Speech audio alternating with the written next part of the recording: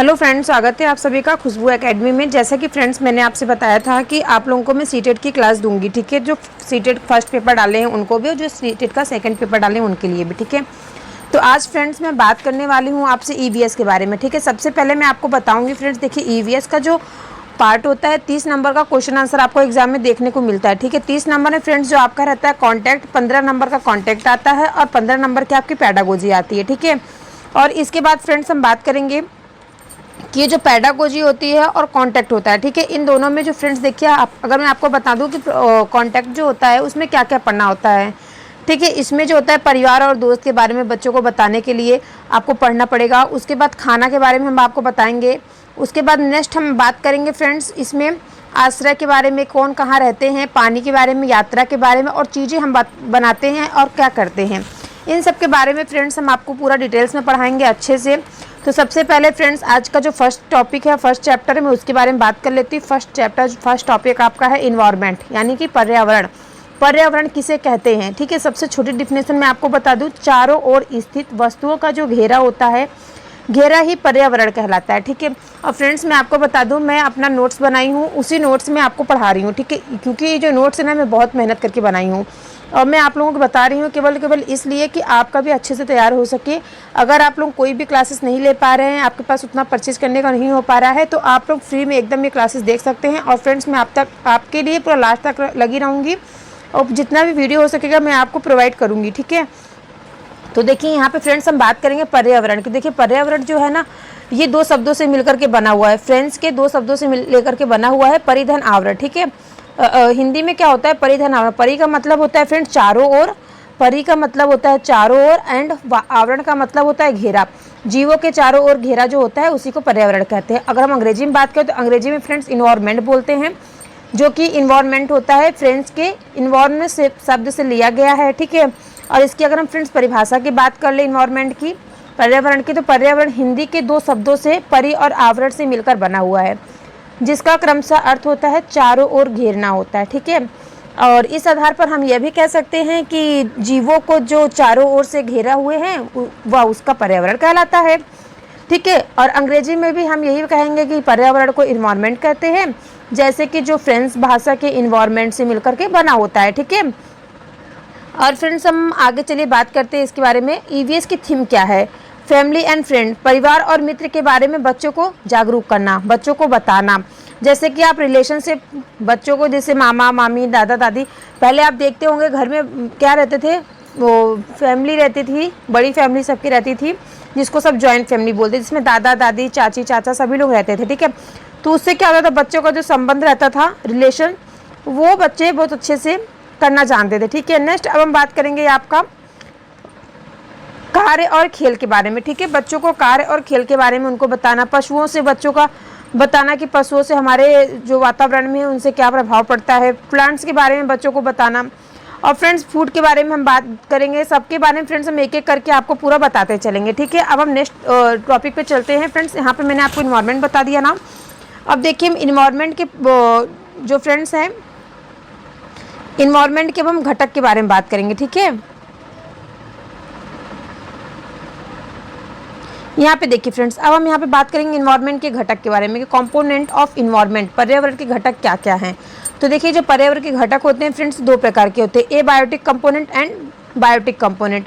Abiotic component friends non living things को बोलते हैं, जो सभी निर्जीव वस्तुएं जो होती हैं उन्हें क्या कहेंगे, उन्हें कहेंगे फ्रेंड्स क्या, एबायोटिक कंपोनेंट, ठीक है। जो प्राकृतिक द्वारा निर्मित होता है उसे एबायोटिक कंपोनेंट कहेंगे। नेक्स्ट फ्रेंड्स हम बात करेंगे यहाँ पे बायोटिक कंपोनेंट क्या होता है।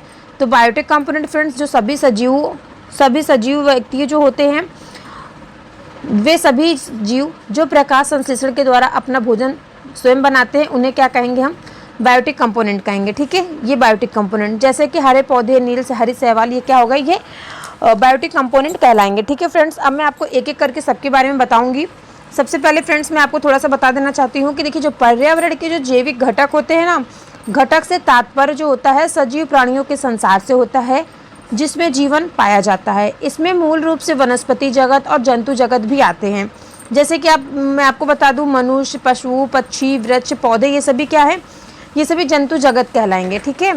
अब फ्रेंड्स इसके आगे हम बात करेंगे और मैं आपको हमेशा एक बात कहती हूँ कि अगर आपको कहीं से भी कुछ भी डाउट हो, जहाँ ना समझ में, आप लोग तुरंत कमेंट करके हमसे पूछ सकते हैं, ठीक है। तो चलिए अब हम बात करेंगे अजैविक के बारे में। एबायोटिक कंपोनेंट किसे कहते हैं, ठीक है। यहाँ पे देखिए मैंने एबायोटिक कंपोनेंट आपको बताया है, मेड बाय नेचर, प्राकृतिक द्वारा जो निर्मित होता है उसी को क्या कहेंगे, एबायोटिक कंपोनेंट। जैसे कि वायु, पानी, पर्वत, नदी, सागर, ठीक है। इसको ज़्यादा डीपली नहीं पढ़ना है, क्योंकि आप लोग क्या है 1 to 5 क्लास के लिए जो आप टीचर बनने जा रहे हैं, तो आपको बस क्या करना है, बच्चों को हर एक चीज़ के बारे में उनको जागरूक करना, उनको बताना है और उनको सिखाना है, ठीक है। जैसे कि फ्रेंड्स मैं आपको थोड़ा सा बता देती हूँ एबायोटिक कंपोनेंट के बारे में। जैविक घटक किसे कहते हैं, जैसे पर्वत, पठार, नदियों, जल, वायु, मृदा इत्यादि जो होते हैं पर्यावरण के अजैविक घटक से तात्पर्य निर्जीव तत्वों के ऐसे संसार से है जिसे प्रकृति ने बनाया हो, ठीक है।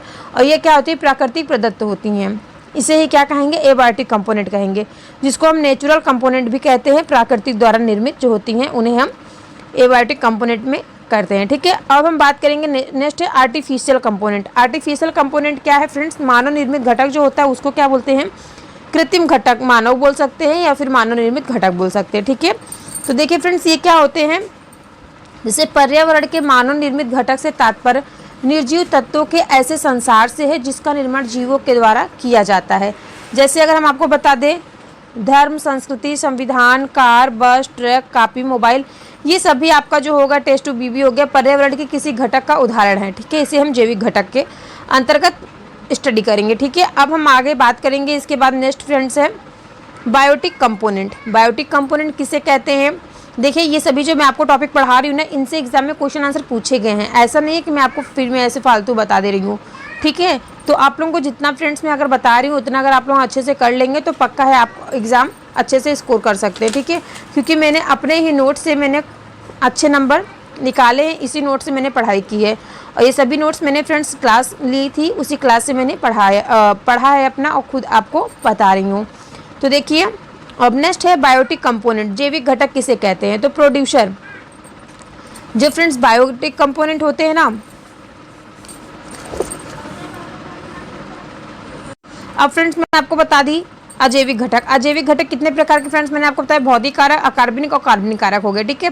अब हम फ्रेंड्स हम बात करेंगे जैविक घटक के बारे में। जैविक घटक के कितने प्रकार होते हैं, तो देखिए जैविक घटक जो होता है ना फ्रेंड्स, इसको जो है उत्पादक, उपभोक्ता और अपघटन, ये 3 प्रकार के होते हैं आपके जो है जैविक घटक, ठीक है।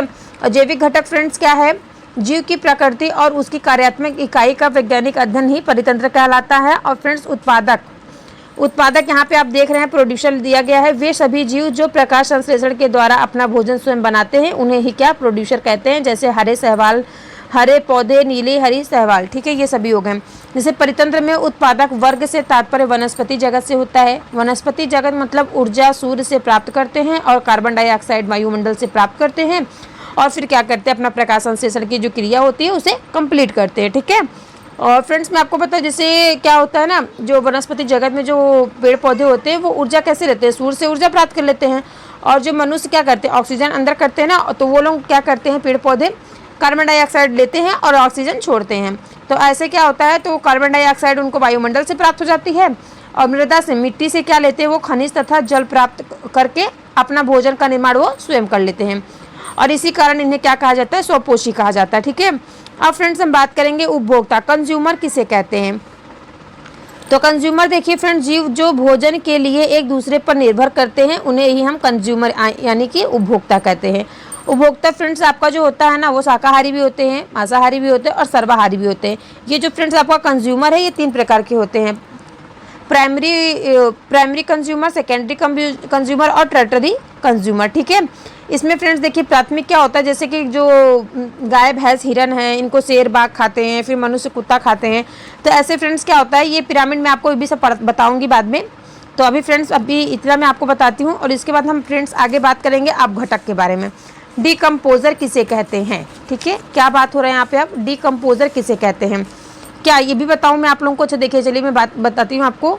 ये जो कंज्यूमर है, प्राइमरी कंज्यूमर किसे कहते हैं, प्राथमिक उपभोक्ता, तो वे जीव जो पौधे या उसके किसी भाग को भोजन के रूप में ग्रहण करते हैं, ग्रहण करके क्या करते हैं, पोषक की पूर्ति करते हैं, वे परितंत्र के प्राथमिक उपभोक्ता कहलाते हैं, ठीक है। जैसे मैं आपको बता दूं, गाय भैंस हिरन टिड्डा ये सभी क्या होते हैं, ये सभी पेड़ पौधे के भाग को खाते हैं। अब हम बात करेंगे सेकेंडरी कंज्यूमर या फिर द्वितीयक उपभोक्ता किसे कहते हैं। तो वे जीव ऐसे जीव जो अपनी ऊर्जा की पूर्ति के लिए केवल मांस पर निर्भर होते हैं या फिर प्राथमिक उपभोक्ता को भोजन के रूप में ग्रहण करते हैं। प्राथमिक उपभोक्ता के क्या करते हैं, लोग खाते हैं, ठीक है, फिर वे द्वितीय उपभोक्ता कहलाते हैं। जैसे शेर, भालू, चीता, ये सभी क्या करेंगे, गाय, भैंस, हिरण, टिड्डा को सब खाते हैं ना। अब फ्रेंड्स हम बात करेंगे लास्ट में आपका क्या, तृतीयक उपभोक्ता, ठीक है, टर्सरी। इनमें इन्हीं के बारे में बता रही हूँ, ठीक है। तो टर्सरी उपभोक्ता किसे कहते हैं, तो वे जीव जिनमें क्या होता है, शाकाहारी व मांसाहारी दोनों के गुण पाए जाते हैं, वे तृतीयक उपभोक्ता कहलाते हैं। इन्हें हम उच्च मांसाहारी भी कह सकते हैं, जैसे कि मनुष्य हो गया, कुत्ता इत्यादि, सांप हो गया, ये सभी केस में आएंगे, सभी आपको टर्सरी कंज्यूमर में आएंगे, ठीक है। अब हम बात कर रहे हैं फ्रेंड्स यहाँ पे डिकम्पोजर, अब घटक किसे कहते हैं, ठीक है। अब घटक फ्रेंड्स क्या होते हैं, वे जीव जो भोजन के लिए मृत जीवों पर निर्भर करते हैं, इसको पृथ्वी के सफाई कर्मी भी कहा जाता है, जैसे फंजाई, केचुआ, दीमक, गिद्ध, चील, ठीक है। इसमें क्या होता है, जो अपघटक मूल रूप क्या होते हैं, कवक और शैवाल आते हैं। मूल रूप से इसमें कवक और शैवाल आते हैं, जो क्या करते हैं, सड़ा गला जो भी पदार्थ होता है उसको क्या करते हैं, लोग नष्ट कर देते हैं, ठीक है।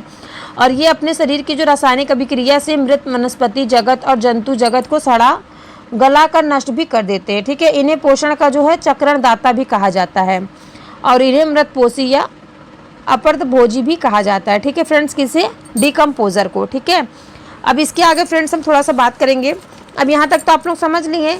अब फ्रेंड्स देखिए, मैंने आपको अजैविक जो बताया था, अजैविक घटक के बारे में, ठीक है, किसके, अजैविक घटक के बारे में बताया था, भौतिक कारक। तो भौतिक कारक फ्रेंड्स, भौतिक कारक, जैविक कारक से भी आपको बता चुकी हूँ, ठीक है। तो फ्रेंड्स यहाँ तक की क्लास आपको कैसी लगी कमेंट करके जरूर बताइएगा। और फ्रेंड्स कल की जो क्लास आपकी होगी ना, मैं आपको अभी बता देती हूँ, कल की जो आपकी क्लास हो रही है फ्रेंड्स, वो मैं आपको बताऊँगी सेक्टर ऑफ इन्वायरमेंट, मतलब पर्यावरण का क्षेत्र, ठीक है, पर्यावरण के क्षेत्र के बारे में आपको कल बताऊँगी फ्रेंड्स। तो आप सभी लोग रेडी रहिएगा कल की क्लास के लिए। और जिसको कहीं से कुछ भी ना समझ में आया तो आप लोग कमेंट करके जरूर पूछिएगा।